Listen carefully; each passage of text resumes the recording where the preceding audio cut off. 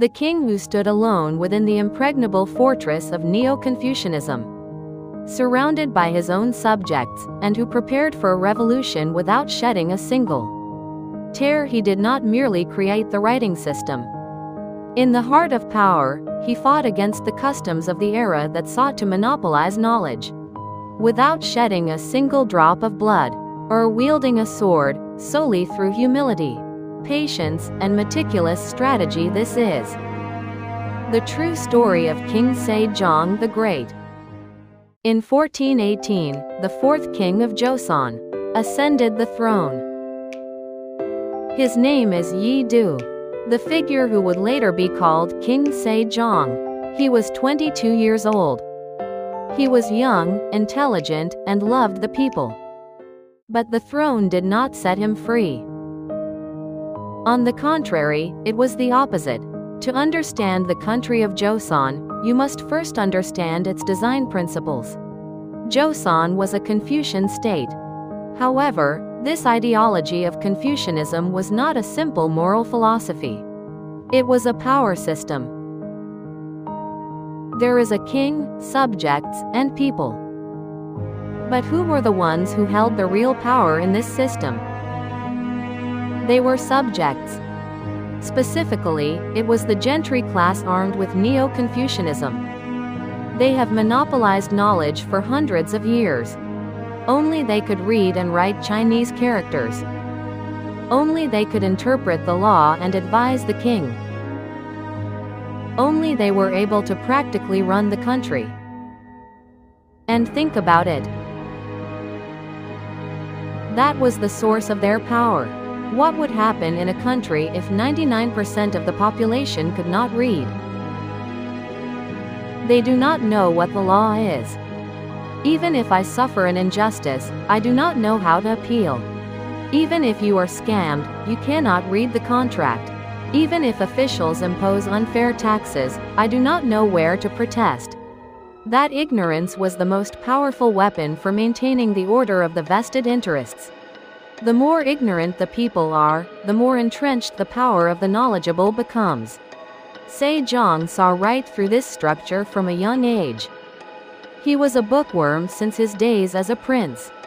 It was to the point where rumors spread that he read 100 books a day. There is even a record stating that his father, King Taejong, confiscated his books out of concern over his excessive reading. The little prince was searching for the truth of the world in books. And the truth he discovered was this: a people without knowledge is not a people in the true sense. The reality facing King Sejong upon his accession was harsh. His advisors and his retainers were the greatest minds of their time.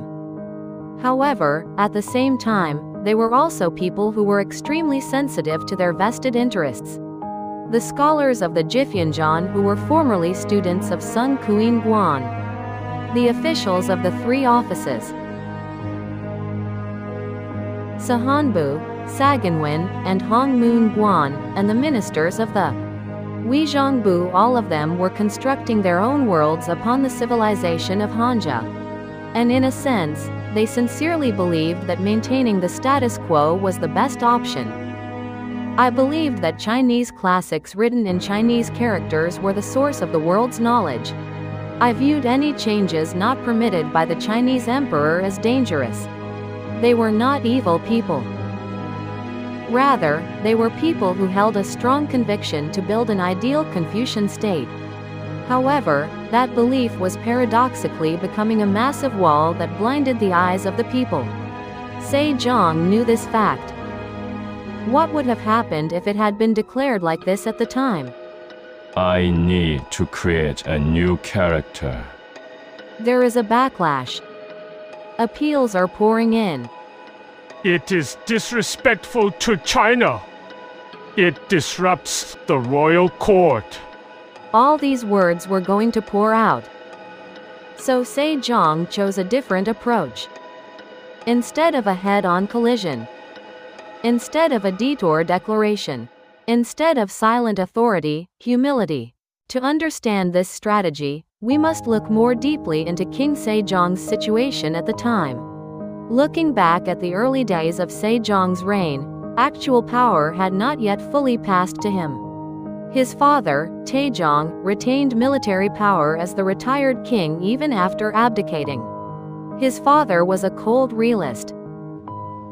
Under the eyes of his father, Taejong Yi Bang Wan, the man who ascended the throne by trampling on the blood of his brothers through 2 rebellions of Princess Sejong, had to learn how to govern for 4 years. And those 4 years tempered Sejong. It was in 1420 that King Sejong established and strengthened the Jiphyeonjeon, appearing gentle on the outside but as firm as steel on the inside. It happened 2 years after his accession to the throne. Jiphyeonjeon was ostensibly an academic advisory body for the king. In the eyes of his subjects, it appeared as though the king kept young scholars by his side and enjoyed his studies. However, Sejong's intention was different. Through the Jiphyeonjeon, he was cultivating talented individuals who would prepare for the future 20 years from now with him. Please remember these names: Choi Hung, Park Pang-nyeon, Sung Sam Moon, and Sin Suk Ju. These are the people who would later become the actual collaborators in the creation of Hangeul. In 1443, the 25th year of King Sejong's reign, he quietly informs his ministers, I have created a new script. Hunminjeongeum, 28 consonants and vowels, the correct sounds for teaching the people. When this announcement was made, the royal court was engulfed in shock. However, what is surprising is the fact that Sejong carried out this work almost in secret. Why did it have to be a secret quietly? Alone over the course of years. In the king's inner palace, his private space, until his eyesight failed, and his illness deepened? It was because if the subjects found out, they would stop it. It was because if a plan that was not yet completed faced opposition, it might not be realized. Sejong knew that opposition is much more difficult in the face of established facts. However, opposition remained fierce even after the announcement. Choi Man-ri was the figure among King Sejong's subjects who opposed him the most strongly. He was the deputy director of the Hall of Worthies, and a scholar among scholars. The content of the petition he submitted is as follows. Our country has served the great nation with utmost sincerity since the time of our ancestors. So creating a writing system different from China is abandoning the Chinese civilization. Simply put, it meant, we must not use a different script from China. He said again, the vernacular is merely a new and peculiar art, and it hinders learning. What was behind these words? It was a fundamental fear that the authority of the knowledge they had built up throughout their lives and the order of the state might be shaken. If people become able to read and write even without knowing Chinese characters, the fortress of knowledge that has long been held exclusively by the literati will crumble. How did Sejong handle this opposition? He didn't get angry. He didn't shout. He did not suppress it with authority. He countered with logic. He calmly refuted Choi Man-ri's petition sentence by sentence. Would you say that Silkong's Edu was also wrong? Is Edu not also a method of writing our language? How do you view the fact that Sanskrit is used in Buddhist scriptures, even though it is not a Chinese script? Is it truly in the best interest of the country to fail to convey the people's grievances when they suffer injustice? What Sejong demonstrated in this debate was not merely intellectual ability. It was unwavering conviction that only someone who has prepared for decades can possess, and strategic wisdom to speak in the other party's language to persuade them. Sejong's struggle was not merely about creating Hangeul. His 32-year reign was a ceaseless war fought on an invisible front. Astronomy. King Sejong created Joseon's unique calendar, Chiljeongsan. Until then, Joseon used the Chinese calendar as is. Chinese astronomical calculations were based on China's latitude and longitude. The time when Joseon farmers sowed seeds was slightly out of sync with the Chinese calendar. That minute error could have caused a famine. Sejong wanted to create a calendar for the people of Joseon, in the skies and on the land of Joseon. The ministers opposed it. It is proper etiquette to follow the Chinese calendar. Sejong countered with logic. There is no propriety regarding the hunger of the people. King Sejong reorganized the music of Joseon together with Park Yin. Until then, Joseon court music was based on the Chinese system of scales. Sejong made musical instruments from iron found in Joseon and re-established music based on the sounds of Joseon. This also provoked a backlash from the conservatives. Following Chinese music is the right path. However, Sejong did not waver. King Sejong compiled the Jiphyeonjeon. This is a comprehensive book on how to treat diseases using medicinal herbs found in Joseon. Until then, Joseon medicine relied on Chinese medicinal herbs. Medicinal herbs had to be imported from China, and the poor people could not buy expensive medicine. Sejong wanted to treat our people with medicine grown in our land. There is one pattern that all of these things show. Sejong did not simply reject China. He was creating the identity of the country called Joseon. A world where Joseon people are the subjects of Joseon's sky, land, sound, and body. And the starting point of that world was that Joseon people could express their thoughts in the Joseon script. History often remembers only the glory of great figures. However, there is always a price behind glory. The price King Sejong paid was his body. According to the records in the annals, King Sejong's health deteriorated rapidly from the middle of his reign. It was an eye disease. He read too much and wrote for too long. In his later years, he reached a point where he could barely see. The person who created Hangeul becomes unable to properly see the characters he created with his own eyes. This irony strikes a chord in my heart. Sogaljung was, in today's terms, diabetes. Extreme stress and overwork worsened this disease. He have a boil on his back. He have boils all over his body. The joint pain was severe. However, he did not stop. Even while on his sickbed, he held the Jongyeon, a gathering to discuss scholarship with his ministers. He received reports even while lying down. Even when his body could not move, his mind constantly thought about the affairs of the country. The ministers sometimes said, Your Majesty, please take care of your health, Sejong replied.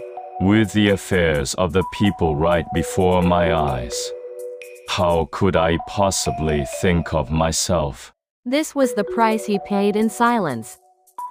Some revolutionaries lead armies in battle. A certain revolutionary gives a speech in the square. Some revolutionaries fight to the death. Sejong was different. He gave up his time, his eyes, and his health little by little. Hunminjeongeum was promulgated in 1446, without a sound, without appeal, and without leaving any records. The Hunminjeongeum is promulgated. It was in the 28th year of King Sejong's reign. The Haryeobon, that is, a book explaining the principles and usage of Hangeul, is published. The preface included here contains the voice of King Sejong. Because the language of our country is different from that of China and cannot be understood through Chinese characters, there are many ignorant people who, even if they have something they wish to say, are ultimately unable to express their thoughts. I took pity on this and created 28 new characters. It is merely to make it easy for everyone to learn and convenient to use. Every day, he took pity on him. Sejong took pity on the people. That was all. How did history unfold after that? After King Sejong passed away, Hangeul was looked down upon for a while. The nobles called it unmun. It meant low and vulgar writing. I said it is a writing style only women use. It was also given the derogatory name Amkul. For a while, Chinese characters were still used in official documents. Sejong's struggle continued even after he closed his eyes. But seeds were sown. Hangeul survived among the people. Hangeul was used to write letters, compose songs, and convey feelings. Over the course of hundreds of years, Hangeul finally became the official script of this land. Today, Hangeul is one of the most scientific writing systems recognized by the world. Principles of consonant and vowel combinations. Consonants modeled after the shape of the speech organs. One person designed this system, which linguists marvel at, as a philosophy of vowels, symbolizing chun, ji, and in. A king who did not give up despite illness, loneliness, and opposition. Before I conclude today's story, I would like to ask you one thing. Where does King Sejong's greatness lie? Creating Hangeul? Of course. However, I think his greatness lies deeper than that. He was a person who created change in an environment where change seemed impossible. Everyone around him wanted to maintain the status quo. There were hardly any people who supported him. The power structure was not on his side. His body also gradually grew weaker. But he didn't stop. And what is even more surprising is that he fought all those battles quietly. He didn't roar like a hero. He did not reveal himself like a martyr. He just did what he had to do. The people must read. So, I make letter. This simple thought was the starting point of all his actions. These letters you are reading right now. Behind the text message you sent today. The single line you wrote on social media behind it all is Sejong. I simply stood alone before a massive wall and silently carved a path. Great figures of history are often trapped within monuments and textbooks. However, King Sejong the Great is still alive today. Whenever you write. Whenever you express the thoughts. In your heart in words. Whenever you raise your voice, he is there. Quietly, and forever. Thank you for watching today. I will be back in the next story. Exploring historical figures.